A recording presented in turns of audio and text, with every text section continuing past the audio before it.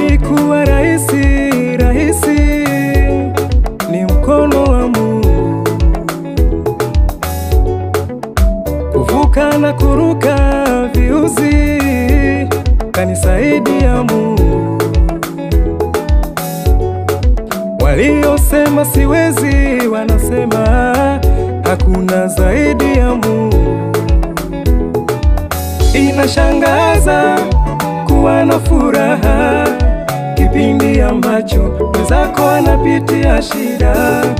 Inasikitisha kuona una amani huku mwenzako anapitia shida.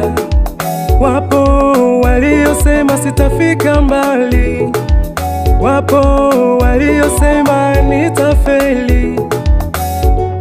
Ushauri na mawazo nilivipata, vikafanya nijute. Asante, asante, asante, asante Yesu. Asante, asante, nimevuka salama.